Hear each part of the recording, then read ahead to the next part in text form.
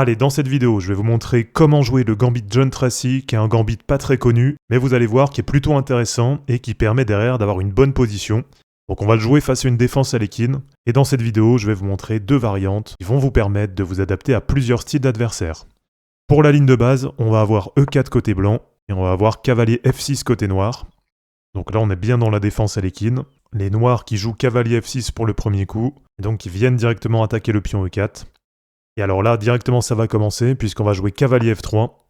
Donc on laisse ce pion en prise, on ignore totalement la menace, et sur cavalier prend E4 côté noir, là pour la première variante, on va jouer D3. Donc directement, on met la pression sur le cavalier.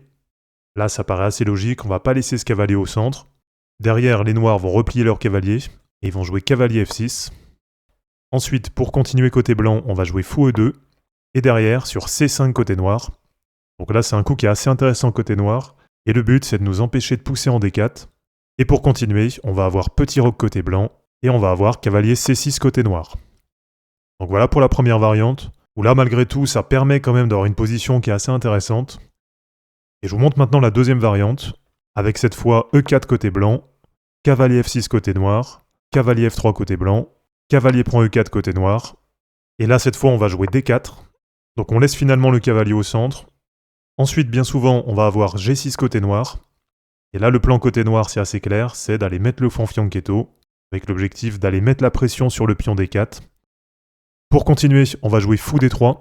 Donc on développe déjà le pion, et derrière, on sort le fou pour mettre la pression sur le cavalier. Alors ici, bien souvent, on va avoir de nouveau cavalier F6 côté noir. Là, les noirs qui viennent replier leur cavalier.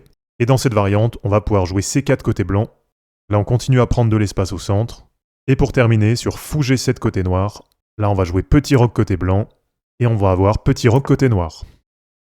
Donc voilà, là aussi dans cette variante, une position qui est plutôt intéressante, et on voit que même si on a perdu un pion, finalement on prend un peu plus d'espace au centre que les noirs, et en même temps on a les diagonales qui sont bien ouvertes, donc on a les deux fous qui sont bien actifs, on a aussi la dame qui est bien active, et on a ce cavalier en F3 qui est bien développé. Donc là, on a vraiment une position qui est intéressante, avec un jeu qui est plutôt bien ouvert, et derrière, ça peut donner un milieu de partie vraiment intéressant. Donc voilà les amis, c'est terminé pour cette vidéo, j'espère en tout cas que ça vous aura plu.